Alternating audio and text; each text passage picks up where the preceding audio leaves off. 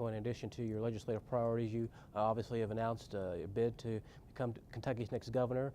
So how do you plan to spend your time with work here with working on this legislation, but also on the campaign trail? Well, I've always been a busy person. I'll be somewhat extra busy over these next few months. There's no question about that. I have a responsibility here that I will adhere to and I will fulfill. And we will continue to keep the campaign going across Kentucky. Very encouraged by our first financial report that we put in, less than 50 days of fundraising. We reported over $620,000, and I think that shows the strength of support across the Commonwealth of Kentucky, and I'm humbled by that. But we're getting good reception and a lot of support across from Kentucky. I think Kentuckians are wanting somebody that has proven leadership. I think they want somebody that has that seasoned experience that it's going to take to get government back working for the people of Kentucky and communities across Kentucky. I think Kentuckians are looking for somebody they know can reach across the aisle and work with the other side to bring about compromise. And I think they're looking for somebody that can bring back dignity and respect to the governor's office as well. But one of the most moving emails that I've got since I announced was somebody I didn't know who had a perception of me that was humbling, to be very honest. And the email said this. It said, Rocky, it said very plainly, it said, Rocky, you are a common man that can bring back common sense to this great Commonwealth of Kentucky. And that's who I am.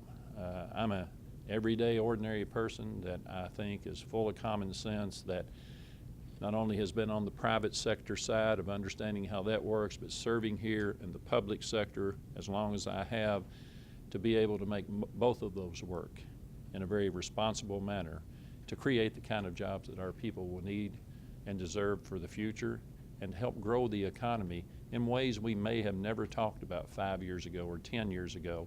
Our number one export industry in Kentucky right now, it's not tobacco, it's not coal, it's not bourbon, it's not even cars. Our number one export industry in the Commonwealth of Kentucky right now is the aerospace industry, an $11.7 billion export industry. And what an opportunity to diversify the economy of Kentucky, to build a 21st century economy with a 21st century workforce, an opportunity to attract an industry that needs 300 to 500,000 jobs over the next 15 to 20 years. Why do we have a shot? We're training that workforce here now. We're educating that workforce here now. Places like the Space Science Center at Morehead State University, places like the Aviation School at Eastern Kentucky University, places like Space Tango in Lexington, Kentucky, places like the Speed Engineering School that's working on lighter materials for rockets to go in and airplanes to go in the air.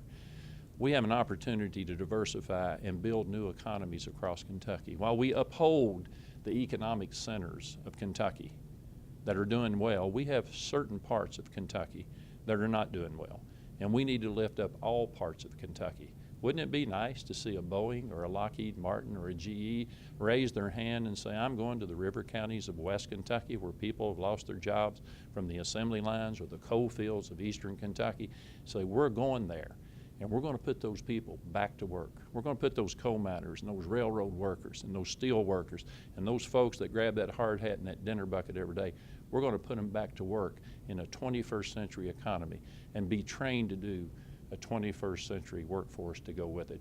That's my vision. I think that's where Kentucky needs to go in the future.